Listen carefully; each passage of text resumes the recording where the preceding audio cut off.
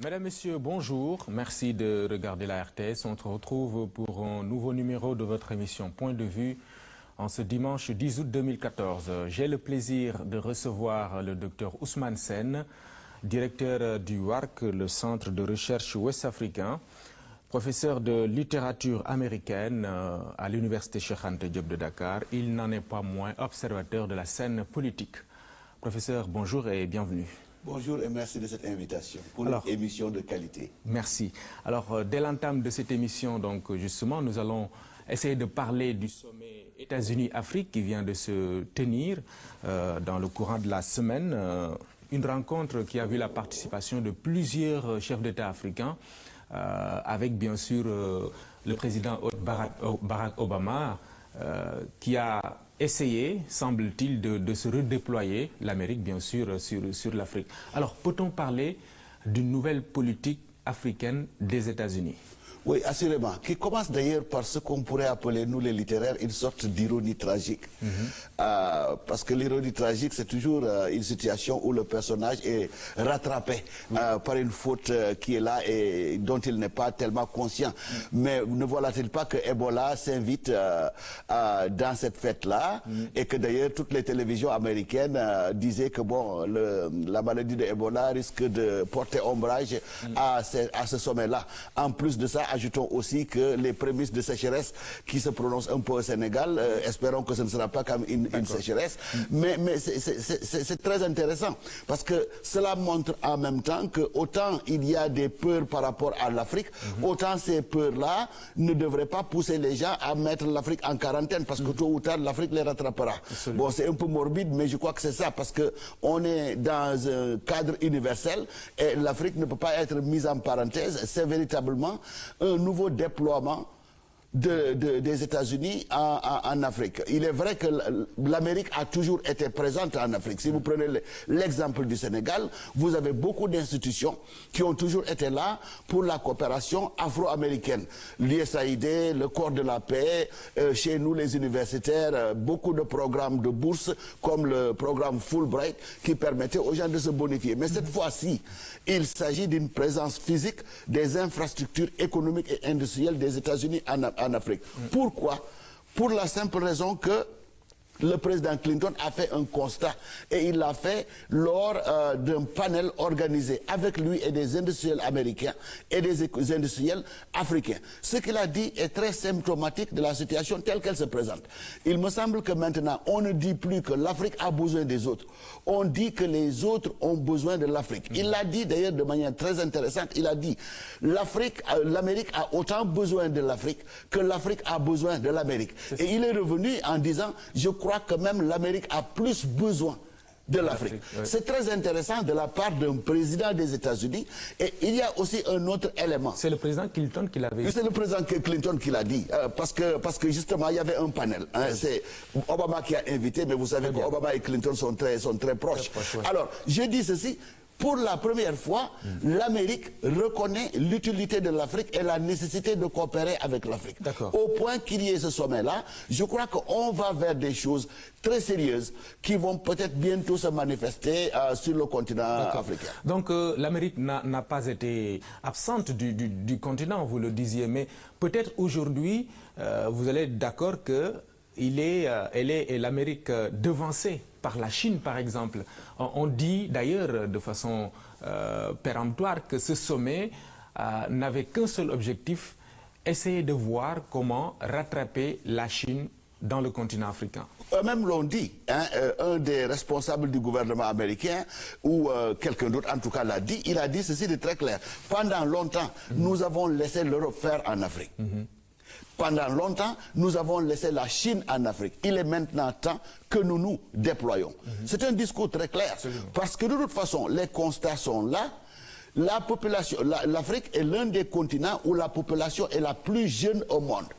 Quand vous parlez de jeunesse, vous parlez de potentiel de développement. Parce que la jeunesse a l'avenir devant elle et non derrière elle. La jeunesse aussi est une main-d'œuvre extraordinaire, un potentiel extraordinaire, parce que c'est les hommes qui créent et c'est les hommes qui inventent. Et quand vous êtes jeune, vous avez toutes les possibilités devant vous. Ça, c'est le premier constat. Pour la première fois au cours de ces 4 dernières années, On parle de plus en plus de l'économie africaine en disant que c'est une économie qui est en train d'avancer à grands pas. Ce qui veut dire quoi? Ce qui veut dire que vous aurez la constitution d'une classe moyenne, puisque c'est la classe moyenne qui consomme. De plus en plus, cette classe moyenne va se développer et sera objet de consommation à partir de ce moment. Possibilité donc de faire commerce et possibilité d'écouler des produits. Il ne s'agit plus simplement de venir en Afrique pour les matières premières. Oui. Ça, c'est fait depuis longtemps. Il s'agit maintenant de venir investir en Afrique, produire en Afrique. Mais là où ils veulent être différents par rapport aux Chinois, c'est pas moi qui le dis, c'est eux qui le disent. Qu'il faudrait qu'on inverse la tendance. Oui. Les Chinois viennent, ils investissent, c'est leur propre main-d'œuvre qui travaille. Donc l'argent qu'ils investissent, ils ramènent ça chez eux, ils ne vous laissent que les infrastructures. Donc c'est un mauvais investissement. Nous, on vient avec un investissement où on formera la jeunesse, on formera la main-d'œuvre et on fera travailler cette main-d'œuvre. À nouveau, je dis, c'est ce qu'ils disent. C'est un mauvais investissement, mais qui est quand même concret. Mais c'est ce que je dis, c'est-à-dire que l'investissement est là. On a des stades, on a des routes, on a des infrastructures, on a des choses dont on a besoin et que la coopération chinoise a mis en place. Maintenant, la compétition américaine ou la compétitivité américaine voudrait que les Américains viennent et qu'ils soient peut-être, entre guillemets, plus généreux par rapport à l'Afrique en investissant et en laissant plus. Si c'est le cas, applaudissons. Oui. En tout cas, pour le moment, on le dit, les États-Unis sont en fait le troisième partenaire économique de l'Afrique, derrière la Chine, première, et l'Europe. C'est d'ailleurs chiffré parce qu'on dit 250 milliards de dollars en termes de volume du côté chinois, alors que du côté américain, on n'a que 85 milliards, je crois, de dollars. C'est un grand gap, ça. C'est un grand gap. Vos amis ou collègues journalistes américains ont fait toutes ces projections-là. C'est un grand gap qu'il faut effectivement rattraper le plus rapidement possible. Et je crois qu'ils ont intérêt à le faire parce que quand même, l'Afrique est une sorte de bouffée d'oxygène pour l'économie américaine. Et compte tenu de tous ces facteurs-là, je crois que cette coopération-là devra se développer et se développer rapidement. Mais à nouveau, moi j'insiste sur un point. Ce sommet, ça a été l'initiative des Américains. Évidemment, il y a une autre dimension.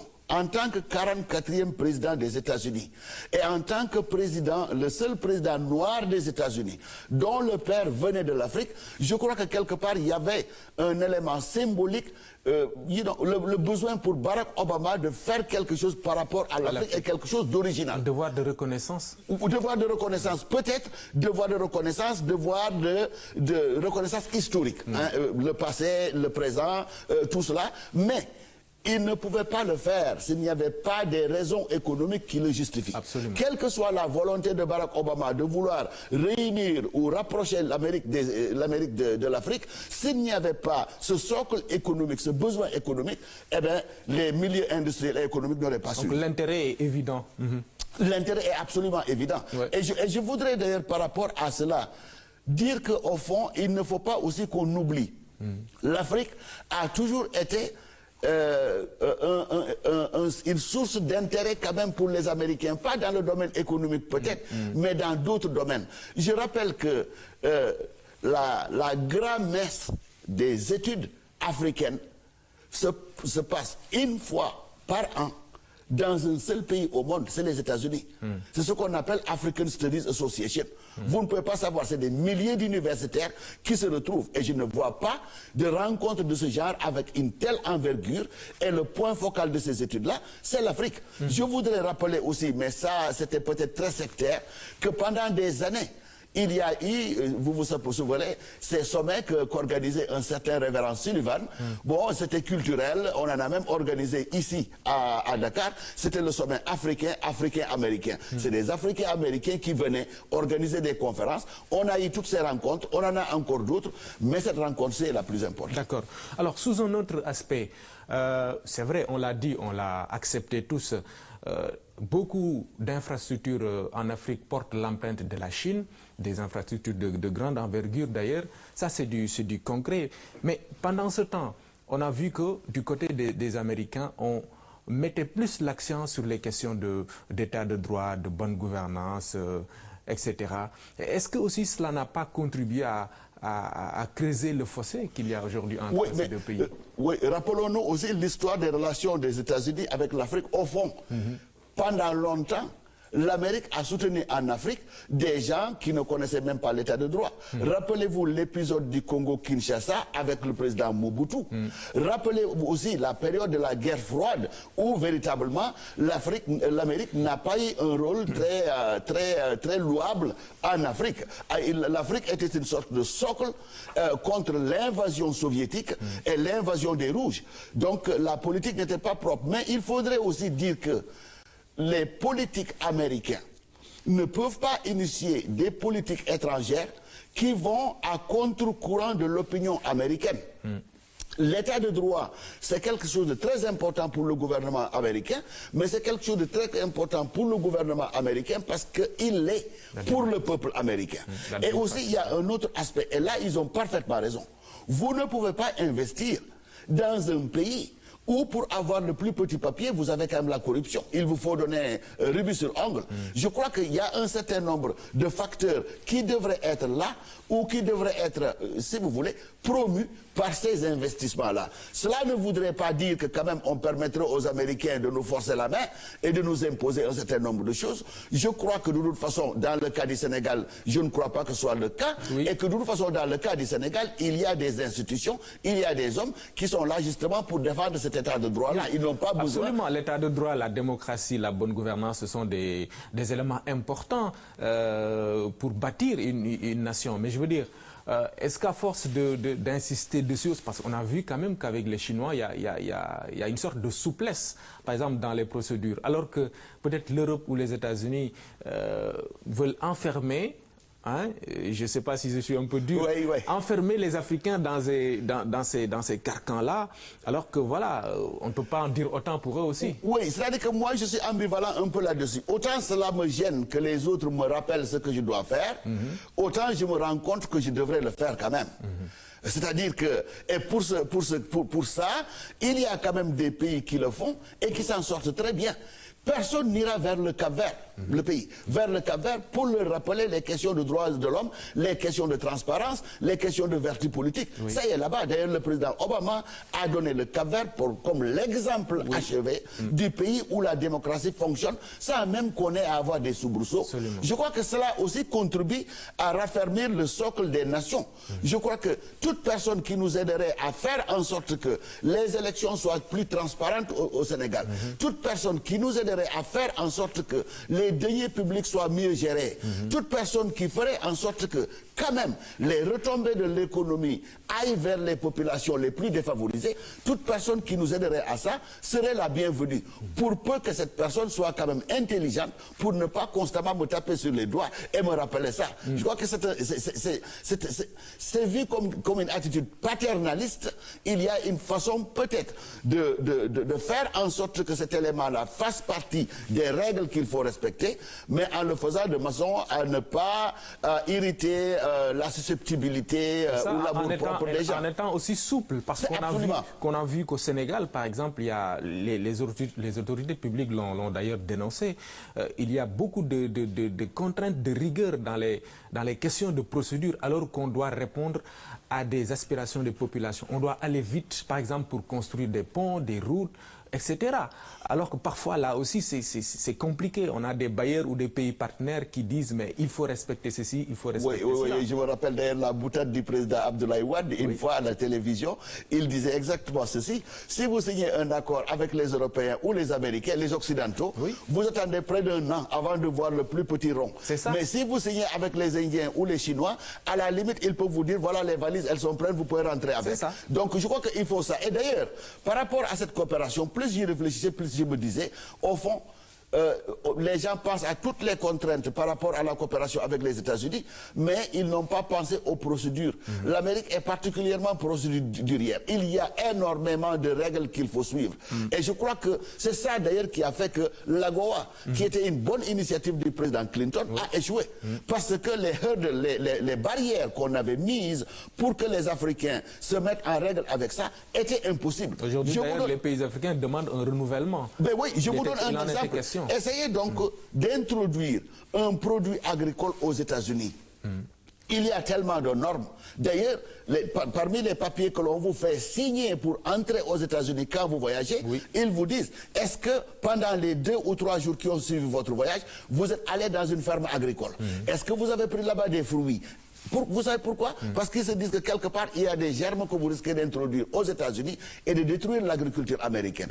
Les normes commerciales dans les supermarchés, les variétés de pommes, les variétés de cajou, il y a tellement de normes et de standards, tellement compliqués qu'il va falloir que l'Amérique assouplisse ces règles contraignantes pour que l'Afrique puisse entrer.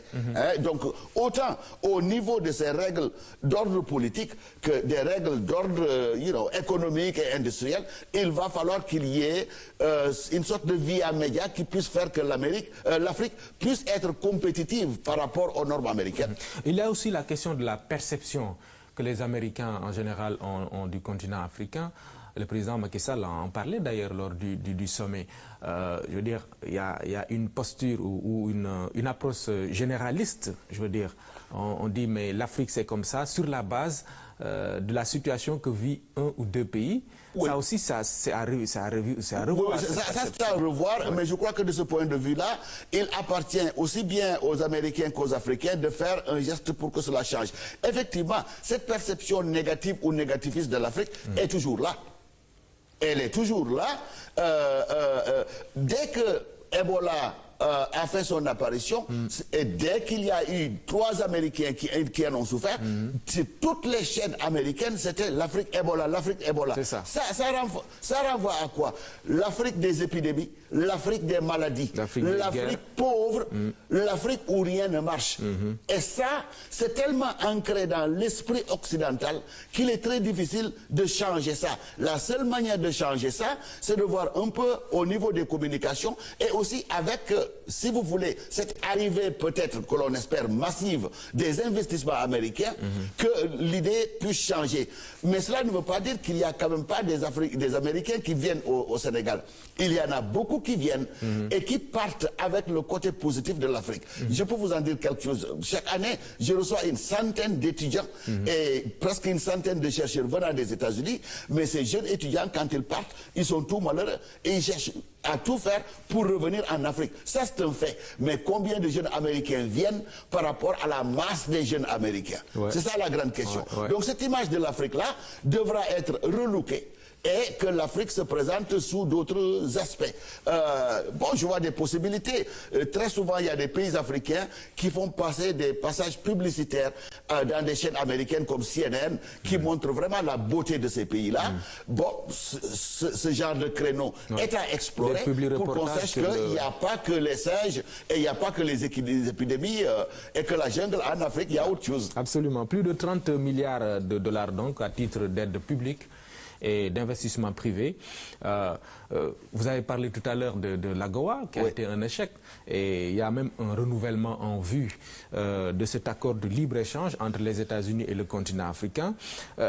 Mais sous quel rapport? Finalement, donc, si on se résume, comment est-ce que les États-Unis devraient matérialiser un peu toute cette idée de coopération-là en Afrique? C'est-à-dire que ce qui a le plus souvent, ou ce qui a toujours manqué, que cela vienne. C'est-à-dire que l'Amérique, elle est présente dans pratiquement tous les pays africains. Sur le plan officiel et sur le plan politique. Il y a des ambassades américaines un peu partout. Même dans les pays où il n'y a pas d'ambassade, ces pays-là auront l'ambassadeur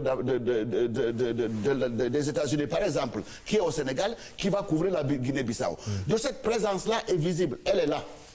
Mais la présence qui manque et qui justifie ce sommet-là, c'est la présence des investissements et des infrastructures industrielles. Le concret. Le concret. Il faudrait que cela vienne. Je dois ajouter aussi qu'il y a un autre aspect de cette coopération et qui est allé avec le sommet sans qu'on en ait beaucoup parlé. On a mis l'accent sur ces présidents africains qui sont partis aux États-Unis, mais il y a un autre projet du président Obama qui est significatif. C'est le projet qui s'appelle YALI.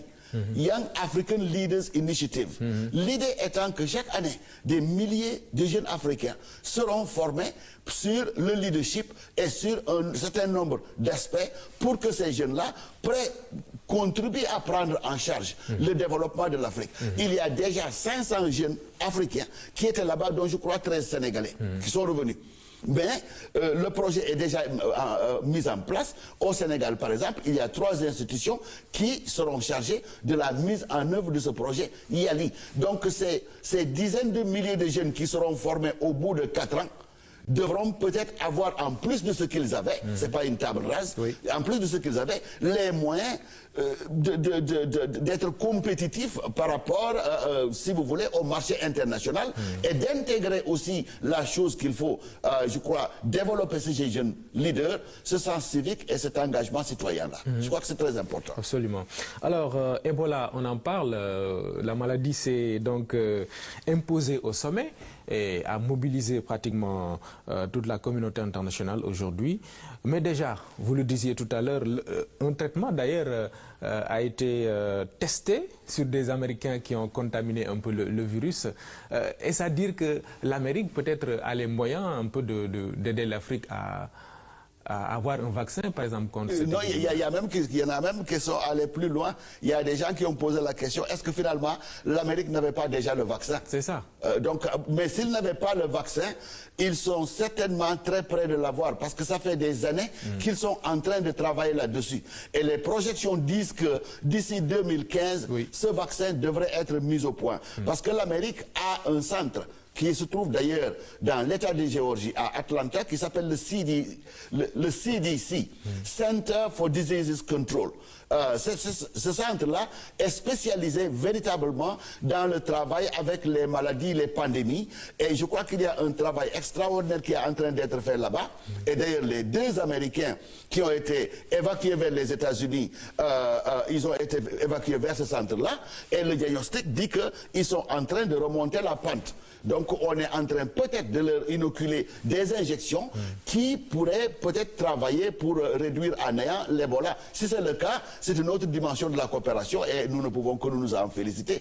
Parce que il est vrai que l'Ebola est au Libéria et en Guinée et en Sierra Leone, mais rappelons-nous, c'est des pays qui sont extrêmement voisins et il faut aussi que l'on souhaite nous-mêmes que l'Ebola ne se développe pas. Au Sénégal, en tout cas, on parle de cas suspects. Des cas suspects vers le nord du pays. Souhaitons que ça reste en l'état. Je crois que le ministre est intervenu de la Santé, a intervenu l'autre jour. Elle a dit en fait que c'était des cas suspects, mais après diagnostic, il s'est trouvé qu'il n'y a rien. Absolument. Donc je crois que je préfère le diagnostic du ministre parce que ça me rend plus optimiste. Il dit 0 cas ici, mais elle dit nous ne sommes pas protégés, nous pouvons être vulnérables. Absolument. Donc que Dieu nous en préserve. Hein? Merci, merci. Alors, Ebola sous un autre aspect symbolique cette fois, vous en parliez tout à l'heure, par rapport à ce sommet-là. Qu'est-ce que cela dénote, à votre avis, d'un point de vue symbolique par rapport au continent africain? Oui, mais comme je vous le disais, ma lecture, c'est la lecture que je ferai de ce que j'appelle l'ironie tragique. C'est-à-dire vous êtes rattrapé par ce que vous voulez éviter. Vous êtes rattrapé inéluctablement par ce que vous voulez éviter. Et ce que vous voulez éviter, quand vous y réfléchissez, au fond, ça vient de vous. C'est une de vos faiblesses que vous avez ignorées qui vient vous rattraper. Ben, qu'est-ce que ça veut dire? Ça veut dire que, personne ne peut s'empêcher, personne ne peut mettre l'Afrique entre parenthèses. Tout le monde essaie d'évacuer l'Afrique parce qu'on croit qu'il y a en Afrique des choses qu'on n'aimerait pas voir ou qu'on n'aimerait pas avoir. Mais à force de raisonner comme ça, l'Afrique vous rattrape. Et quand l'Afrique vous rattrape, vous serez obligé de reconnaître qu'après tout, l'Afrique fait partie du monde. J'ai intérêt à collaborer avec l'Afrique autant que l'Afrique a intérêt à collaborer avec nous. Parce que Ebola est là. Il se trouve que, ironiquement, il y a 3 Américains qui ont été victimes. Les 2 sont en train d'être soignés. L'autre est mort. Mais ça rappelle aux Américains que quand l'Afrique tousse, le reste du monde éternue.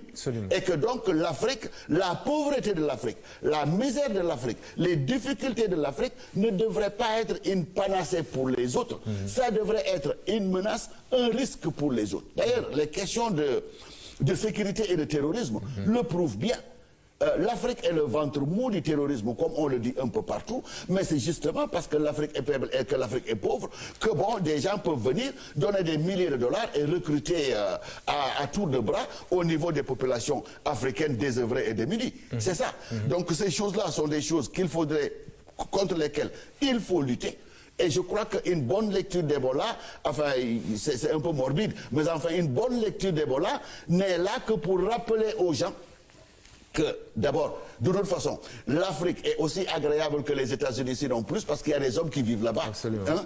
De deux, on ne peut pas mettre ces hommes-là en quarantaine, on est dans un monde globalisé, tout le monde bouge, et que donc, quand il y a des problèmes, il faut les partager et il faut les régler ensemble. L'Afrique, finalement, est incontournable. Ah, absolument, absolument. Ouais. Mais il ne faut pas en faire un gâteau aussi, parce que, bon, c'est l'image aussi que cela donne quelque part. Un gâteau que tout le monde... En tout cas, que l'Europe, les États-Unis, la Chine veulent se partager. Chacun voulant en prendre sa part du gâteau. Ça a trop duré. C'est depuis le partage de l'Afrique à Berlin, en 1285. Depuis lors, chacun veut venir prendre ce qu'il veut en Afrique et partir. Mais là aussi, il en va de la responsabilité des Africains. C'est pour ça d'ailleurs que, si vous voulez, l'état de droit dont on parle est une nécessité impérieuse. Parce que si on a des gens qui sont responsabilisés, à qui il appartient de traiter avec ces industriels qui vont venir, et que quelque part il y ait des dessous de table qui fassent que ces gens-là, on les autorise à faire n'importe quoi, mais à partir de ce moment, ce sera toujours sucer le sang de l'Afrique. Par contre, si tout se fait suivant les règles qui seront respectées, je crois que les retombées iront vers les populations. Je crois que là, la grande responsabilité est celle des Africains eux-mêmes, savoir être bons négociateurs, négocier pour les choses utiles et savoir faire en sorte que les retombées de ces choses-là puissent aller vers les populations pour le bon développement de l'Afrique. C'est ça. C'est aux États-Unis que le président Macky Sall a annoncé, ou plutôt a réaffirmé sa volonté de réduire son mandat de 7 à 5 ans via un référendum, il l'a dit. Alors, vous avez suivi le débat en tant qu'observateur. Aujourd'hui, qu'est-ce que cela vous inspire comme lecture? Ma première réaction, c'est référendum, je dirais, d'autres élections. C'est-à-dire que donc, à partir de ce moment, les élections commencent à être trop nombreuses au Sénégal et elles coûtent excessivement cher. Un référendum, après tout, c'est mobiliser la population et leur dire de déposer un bulletin, de dire oui ou non. C'est ça le référendum. Mais combien cela va encore coûter à la population sénégalaise? Mais en même temps aussi, il y a d'autres alternatives, mais il faut les envisager. Il y a quelqu'un qui dit qu'il suffit que Macky Sall écrive au terme de tel et tel article de la Constitution. Il suffit que Macky Sall écrive, dire je renonce à 2 ans de mon mandat, je démissionne pour que ça passe. Ça, je n'en sais rien. Mais la troisième possibilité serait été de poser la question à l'Assemblée nationale. Je crois que c'est la solution la plus mauvaise. Parce que de toute façon, quel que soit le résultat qui sortirait d'un vote qui se ferait à l'Assemblée nationale, tout le monde, beaucoup de gens protesteraient. On dirait la majorité mécanique de Macky Sall ne veut pas qu'il réduise son mandat, etc. etc. Oui, d'autant plus que dans la majorité même, il y a des gens qui défendent l'idée du septennat. Mais effectivement, donc dans tous les cas, le référendum peut-être aurait été la solution la plus coûteuse sur le plan financier, mais la plus appropriée par rapport à l'homogénéité de la société sénégalaise, le calme, la tranquillité et la paix et l'apaisement de la population sénégalaise. Il est vrai que cela n'a été qu'une promesse, mais c'est la promesse d'un président de la République. Et on a vu les promesses non tenues, ce que ça a donné il y a quelques années. Absolument. Donc je crois que le président Macky Sall ferait bien de se méfier de se dédire, parce qu'il y a des syndromes par rapport à ça, mais en même temps, je dois regretter le fait que le référendum va encore beaucoup coûter au moment où les Sénégalais scrutent le ciel, essaient de voir la pluie qui ne vient toujours pas. Je crois qu'il y a beaucoup de questions économiques qui sont là, mais le qui n'ont pas de solution. Les élections ont un coût et véritablement, c'est la solution qui s'impose, le référendum. Je crois que c'est la solution qui nous amènerait moins de problèmes sur le plan de la stabilité du pays. Qu'est-ce que le référendum dise, que les populations disent? Non, non, non, Macky Sall, vous l'avez dit, Monsieur le Président, mais nous estimons que vous travaillez bien, restez. Hein? Ou bien alors, oui, mais Monsieur le Président, on n'a pas envie de vous voir ici pendant 7 ans, donc après 5 ans, partez. Bon, par référendum, en tout cas, les résultats seraient très clairs. Et personne n'aurait rien à dire. Mais à nouveau, je regrette le coup. Hein? Ouais. Vous avez parlé de la situation un peu du monde paysan. Aujourd'hui, ça fait l'objet aussi de débats.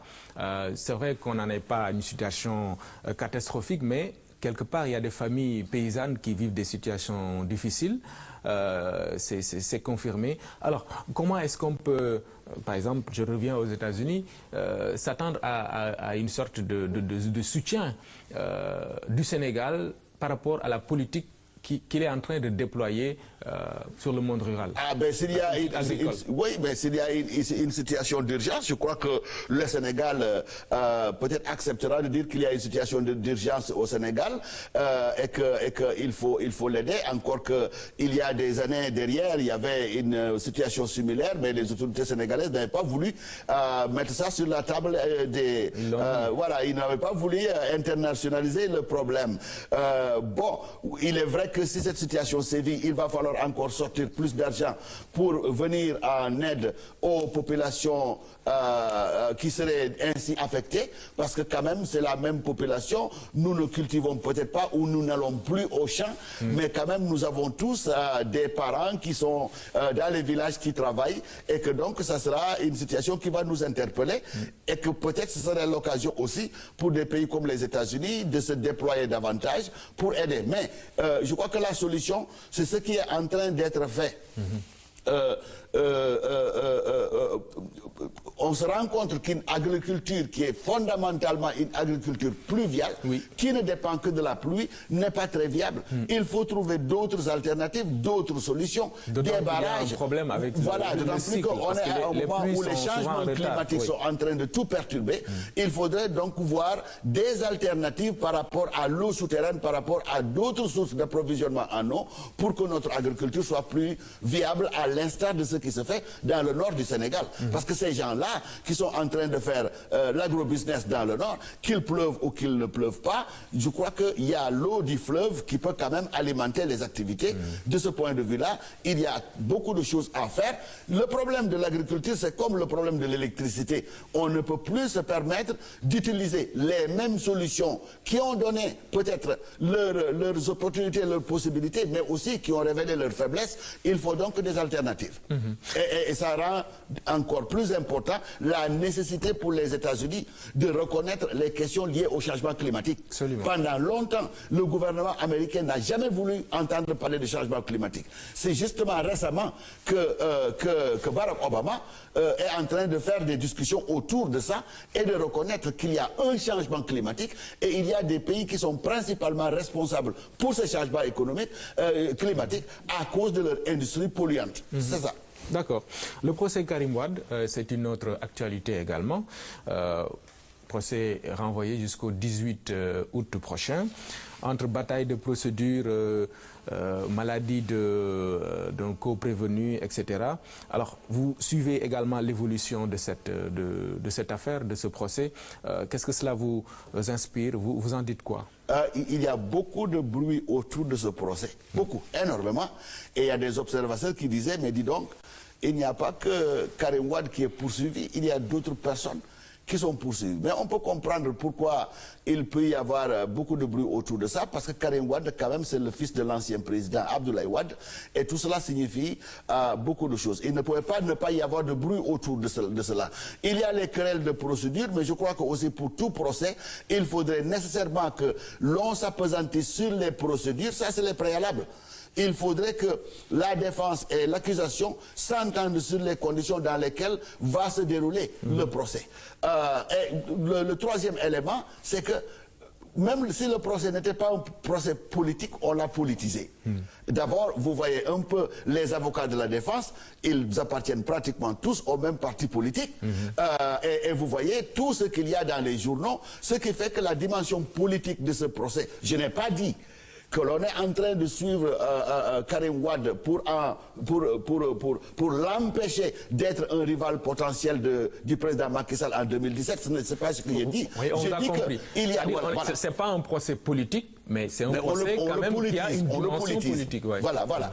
Et ce qu'il faut en espérer, c'est que ce procès-là permet quand même de vider ce contentieux-là et de donner un exemple au Sénégal, en disant que ceux qui sont là pour travailler pour le pays, si jamais ils font ça, et voilà ce qu'ils récolteront comme châtiment. Je crois que ça va dans le bon sens. Mais moi, j'ai toujours averti et je continuerai à avertir. Sani Abacha, ça vous rappelle quelque chose? Un certain président nigérien. Ça fait plus de 20 ans, presque. Mais l'argent que Sani Abacha a dilapidé, des milliards de dollars, je n'ai pas dit Naira, je n'ai pas dit CFA, j'ai dit des milliards de dollars que Sani Abacha a dilapidé et a placé dans les banques américaines. Ce n'est que maintenant qu'on commence à dire qu'il y a des milliards qui ont été identifiés et les États-Unis voudraient rapatrier ces milliards-là au Nigeria. Donc, retrouver de l'argent qui part comme ça dans les paradis fiscaux, c'est extrêmement difficile de retrouver ça. Et donc, comment va se terminer le procès? Est-ce qu'on va rentrer dans nos fonds? Si des fonds ont été dilapidés, ça, je n'en sais rien. En tout cas, vous voulez dire que ça prend du temps. Oui, ça prend du temps, mais aussi que les Sénégalais sachent raison garder. Il s'agit, après tout, d'un procès. Il ne s'agit pas d'autre. Ça n'a pas besoin de diviser les Sénégalais au point où on se regarde en chien de faïence. Il y a une procédure judiciaire en place, que la procédure judiciaire se fasse et que l'on respecte les règles du jeu et que quel que soit le verdict, les gens acceptent que la justice a fait son travail et puis on passe à autre chose. Je crois qu'on n'a pas besoin de se quereller, de nous polémiquer ou de perdre beaucoup trop de temps avec ce truc-là. C'est un fait divers. Il faudrait le traiter comme un fait divers et aller vers l'essentiel. Malheureusement, ce n'est pas encore le cas parce que, comme vous le disiez tout à l'heure, il y a des acteurs politiques qui sont en jeu dans le procès. Oui. Parce qu'il y a toujours des postures et des positionnements politiques. Et ces postures et ces positionnements politiques se font en toute occasion. Même cette sécheresse qui guette est en train de positionner des hommes politiques qui sont en train de faire des discours. Espérons que ce sera des épisodes, ce sera des faits divers qui feront que les hommes politiques vont se positionner et parler, mais que ce ne sera que des paroles et que ça ne dérivera pas. Qu'on n'en arrivera pas à des situations regrettables. Sénégalais, ils prennent les devants partout. Ils parlent de tout. Le discours est... Oui, c'est ce qu'on a le plus. Le discours au Sénégal, il est à foison. Merci beaucoup, docteur. Merci d'être venu à l'émission. Je vous remercie. Merci beaucoup. Merci, mesdames, messieurs. Je rappelle que nous étions avec le docteur Ousmane Sène, directeur du Centre de recherche ouest-africain et professeur de littérature américaine, observateur également de la scène politique. Vous avez découvert cette posture durant l'émission. Merci beaucoup. Merci, mesdames, messieurs. À dimanche prochain. Merci.